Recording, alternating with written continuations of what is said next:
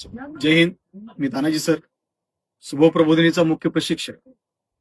आतापर्यंत आपल्या सुबहच्या चॅनेलवरती बरेच व्हिडिओ पडले, परंतु आजचा व्हिडिओ हा एक संघर्षाची कहाणी आणि त्याचं यशामध्ये रूपांतर कसं असतं त्याच्याबाबतचा हा व्हिडिओ असेल.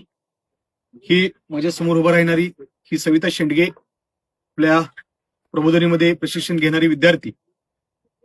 तिची काल मुंबई शहरला पोलीस शिपाई पदावर तिची निवड झाली. आज त्याच्याबाबत हा व्हिडिओ आहे.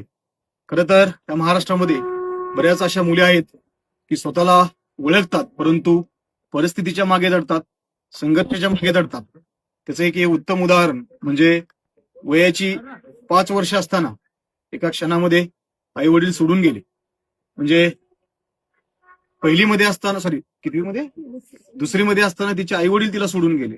त्यानंतर स्वतःचं पालन पोषण करून कुटुंबाचं कसं उदरनिर्वाह करायचं, सोबत बहिणी, एक भाऊ, एवढा मोठा कुटुंब, एवढ्या मोठ्या जबाबदाऱ्या स्वीकारून कुठेतरी पोलीस भरती होण्याचं स्वप्न घेऊन आपल्याकडे ही विद्यार्थिनी एक प्रशिक्षण घेण्यासाठी प्रवेश केला.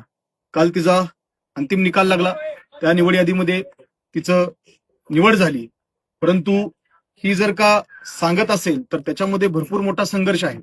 आपण बघतो की बरेच ह्या महाराष्ट्रातील विद्यार्थी आपल्या परिस्थिती मागे दडतात, स्वतःला कॉम्प्रोमाइज करतात, परंतु आपण स्वतः कोण आहे हे अजिबात समजून घेत नाही. म्हणून हे उत्तम उदाहरण आहे.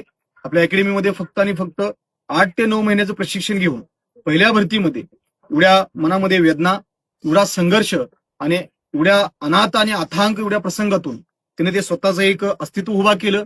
आणि मी कोण आहे, एवढ्या प्रसंगातून सुद्धा, एवढ्या संघर्षातून सुद्धा मी स्वतःला काय प्रूव्ह करू शकते त्याचं एक उत्तम उदाहरण म्हणून तिचं काल मुंबई शहरला तिची निवड झाली. त्याबाबत आपल्या सोशल मीडियाला जुडे पण आपले हितचिंतक आहेत जे आपल्या सुबह प्रबोधिनीवरती प्रेम करतात. त्यांनी सर्वजण अशा मुलीला आशीर्वाद आणि कायम तिच्या उभ्या आयुष्यासाठी, पुढील आयुष्यासाठी तिला अभिनंदन करावं, जेणेकरून तिनं पुढे अजून जाऊन एक उंच भरारी घ्यावी हीच अपेक्षा करतो. जय हिंद.